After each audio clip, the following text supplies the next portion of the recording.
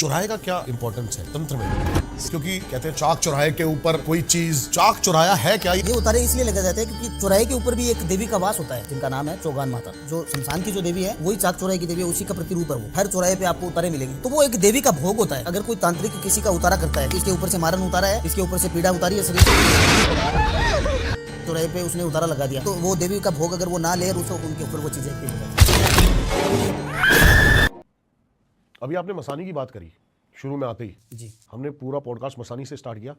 आपने बताया मसान जो है वो मेल एंटिटी है, तो सूखा मसान एक और चीज है, ये क्या है? देखिए सूखा मसान भी एक एंटिटी है वैसे तो, लेकिन ये ऐसी चीज़ें हैं, मतलब कि ये जो नाम बनाए हुए हैं सूखा मसान, मसान, मसाने, ये सब नाम तांत्रिकों के बनाए हुए हैं। पावर्स एक ही होती है, लेकिन उसको कैसे इस्तेमाल किया जाता है।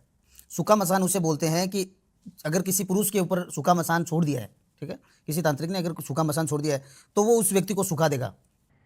समझ गया मैं। ठीक है ना, उसके शरीर को वो मतलब कि उसके खून को चूस लेती है वो चीज़ें, घाल घाल देना। हाँ, उसके मतलब कि मांस को चूस लेती है, पूरे मांस को। तो वो चाहे वो 1 क्विंटल का भी व्यक्ति हो, 100 केजी का भी हो, तो उसको 20 केजी का कर सकता है, उतना पावर होता है उसमें सूखे मसान में।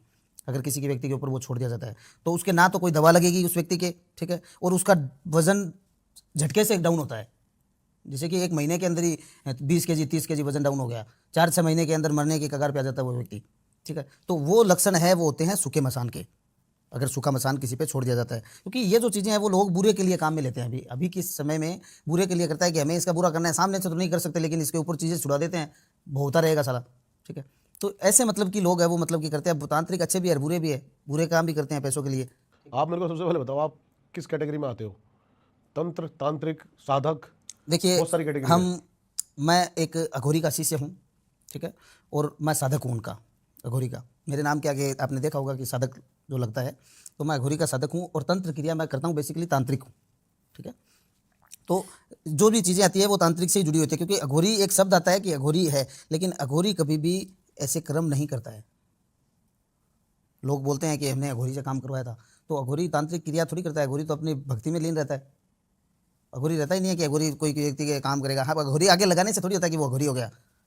अघोरी आगे लगाने से नहीं होता, लेकिन अघोरी जो रियल अघोरी है वो तो कुंभ में अभी आए थे। वो आपको कोई व्यक्ति एक भी नहीं मिलेगा आपको काम करने वाला। आपने पिछली बार बताया था वशीकरण के काम आपके पास बहुत सारे आते हैं भर भर के। जी,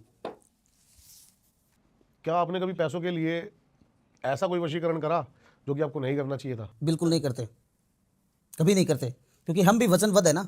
हमें भी गुरु से जब चीज़ें मिलती है, ठीक है, जब गुरु से चीज़ें मिलती है तो हमें वचन भरने पड़ते हैं गुरु को। हमें सीमाएं बांधी जाती है कि आपको ये कर्म करने हैं, आप अपने लिए, अपने स्वार्थ के लिए कुछ चीज़ें दूसरे के लिए नहीं यूज़ कर सकते। अब हमारे पास कुछ कॉल आते हैं कि कोई भी काम होता है, जैसे कि किसी व्यक्ति के ऊपर कोई चीज़ें करनी हो या तोड़नी हो या उतारनी हो, ठीक है, तो लोग ये कहते हैं कि आप जो भी, जैसे कि अब कर्म करेंगे तो उसमें सामान सामग्री तो लगती है, ठीक है, तो कुछ बोलते हैं कि आप ये बाद में ले लेना, जो भी चीज़ें आप काम कर दो, हम ये दे देंगे वो दे देंगे। तो ऐसा उनको यही चीज़ मैं समझाना चाहूँगा कि एक साधक जो होता है, एक अघोरी होता है या एक अघोरी का एक तांत्रिक होता है, उसको वो चीज़ें जब वो शिक्षा ली जाती है, उसको जब चीज़ें मिलती है गुरु के द्वारा, तो उसी समय अपनी अपनी खुद के लिए कोई चीज़ इस्तेमाल नहीं कर सकता, कोई भी चीज़, क्योंकि वो एक खुद तांत्रिक है, वो दूसरे के लिए कैसे कर सकता है कोई चीज़। तो वैसी चीज़, बुरी चीज़ की बात की जाए, आपने बोला कि आपने किसी का बुरा वशीकरण किया, तो हम नहीं करते हैं। हमारा स्कैनिंग का जो प्रोसेस है वो फर्स्ट होता है। जो हम, अगर कोई व्यक्ति आता है तो हम पहले चेक करते हैं कि ये सही है या गलत है। अगर वो सही होगा तो ही हम उसके काम के अंदर हाथ डालेंगे, अगर वो गलत होगा तो हम बिल्कुल नहीं करेंगे। मेरे पास एक कॉल आया था कि आप मारन कर दो बॉयफ्रेंड के ऊपर, उसका बॉयफ्रेंड दूसरी लड़कियों के चक्कर में था। तो मरवावे क्यों, छोड़ दे बेचारे को। अरे तो छोड़ना, वो एक होता है ना, ईगो हर्ट हो जाता है कि भाई वो अपना नहीं हो सका तो किसी का नहीं हो सका। फिर गलत है नहीं? ठीक, गलत है। तो हमारे पास उनका आया था फ़ोन और बोला कि आप जो पैसे होंगे मैं आपको दूंगी, आप मेरा इतना काम कर दो कि उसको ख़त्म कर दो पूरा ही, उसके ऊपर मूड छोड़ दो, ठीक है। तो हमने कहा ठीक है भाई, एक बार देखते हैं आपका क्या बुरा किया उसने। अब वो मेरे से झूठ बोली कि मेरे साथ में इसने दिया किया, धोखा किया, वो किया, ठीक है। तो उसका जब चेक किया हमने काम, तो हमें पता चला कि ये झूठी है, उसने कुछ किया ही नहीं। उसका अगर कोई व्यक्ति उस नहीं चाह रहा है कि मैं उसके साथ मेरी नहीं बन रही है तो वो उसको छोड़ देना चाहिए, ठीक है। तो उनका मतलब कि ऐसा हो सकता है हमारी टीम के भी कोई केस आपके पास आ जाए, इनका भी मारण करवाने के लिए इनकी गर्लफ्रेंडों में फोन आ जाए। देखिए, बिना देखे ऐसा क्रम नहीं होता है, बिना चेक किए या बिना कुछ किए, क्योंकि स्कैनिंग का प्रोसेस फर्स्ट रहता है, उसके बगैर हम आगे बढ़ते ही नहीं हैं। चौराहे का क्या इंपॉर्टेंस है तंत्र में? क्योंकि कहते हैं चौराहे मत लांघियो, चाक चौराहे के ऊपर कोई चीज चाक चुराया है क्या, ये चाक चुराया, और चाक चुराए तो ही इतना महत्व क्यों दिया गया है ये सब क्रिया के अंदर? देखो मैं आपको एक बताता हूँ कि चौराहे को उतारे जितने भी लगते हैं, आपने देखा होगा कि हर चौराहे पे आपको उतारे मिलेंगे। हाँ वही कह रहा हूँ मैं, क्यों?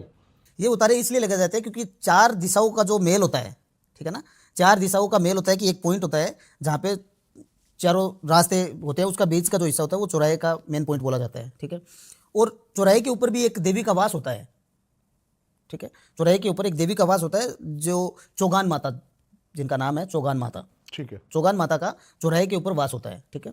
तो वो देवी एक, वैसे तो शमशान की देवी कह सकते हैं उसको। तो वहाँ पे मतलब कि अगर कोई तांत्रिक किसी का उतारा करता है, ठीक है, चीज़ों का, तो वो उसके अंदर आपने देखा होगा मिठाई, फूल, खिचड़ी, ठीक है, इस प्रकार की चीज़ें चौराहे के ऊपर उतारे में लगती है। तो वो एक देवी का भोग होता है, ठीक है। वो तंत्र की देवी बोल सकते हैं उसको। तो उसका एक भोग होता है कि उसकी चीज़ें उतार करके हमने वहाँ पे चीज़ें मतलब कि उतारे के वहाँ पे रखा है, तो वो देवी का भोग होता है। तो वो देवी उस भोग को वो ग्रहण करती है, और देवी के ग्रहण करने से पहले अगर कोई उसको उलांग देता है उस चीज़ को, तो वो चीज़ उसके पीछे हो जाएगी। वहाँ पे मतलब कि चौराहे का अर्थ होता है कि उन चीज़ों को वहाँ पे वो तो अंत किया जाता है, मतलब तांत्रिक तो उसका अंत करेगा कि इस चीज़ की, इसके ऊपर से मारन उतारा है, इसके ऊपर से पीड़ा उतारी है शरीर की, और वो चौराहे पे उसने उतारा लगा दिया। अब देवी का जब तक उसका भोग देवी नहीं लेती है, अब देवी का जो समय होता है वो तो 12 बजे का होता है, दोपहर का, रात का, ठीक है। तो उसमें अगर ये पल का सवाल है, घंटों का नहीं है, सेकंडों का है, कि चंद सेकंडों में ही कोई गाड़ी गुजर गई उसके ऊपर से, ठीक है। मैंने भी ऐसे बहुत से केस देखे हैं जिसमें लोग उतारे के ऊपर से कुछ चीज़ें उनके ऊपर एक्टिव हो गई। तो वो चीज़ मतलब कि उनका देवी का भोग अगर ना लगे, तो वो देवी का भोग अगर वो ना ले, और उससे पहले अगर कोई चीज़ टच हो गई, कोई आदमी उलांग दिया इसको, या कोई गाड़ी निकल गई ऊपर से, तो उनके ऊपर वो चीज़ें एक्टिव हो जाती है, ठीक है। तो चौराहे पे भोग के लिए वो चीज़ लगाई जाती है, इसलिए वो वहीं पे लगती है। परंतु हम इस समय में हम जो उतारे लगाते हैं वो हम चौराहे पे नहीं लगाते हैं, क्योंकि बहुत ऐसे आते हैं कि लोगों को फिर एक की पीड़ा दूसरे पे चली जाती है।